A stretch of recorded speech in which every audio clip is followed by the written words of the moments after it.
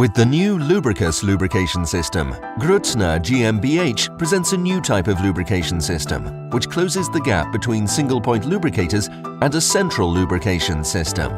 The Lubricus is an extremely compact lubrication unit for oils and greases.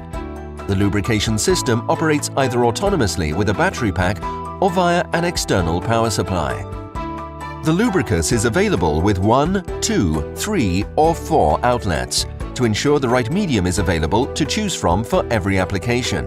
With a capacity of 400 cubic centimeters, sufficient lubricant is available to reliably supply several lubricating points, even for lengthy periods.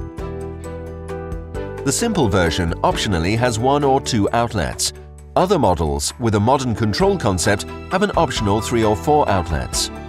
Lubricus is therefore ideally suited for applications with several lubricating points, and thanks to its compact dimensions, can also be easily retrofitted in many applications.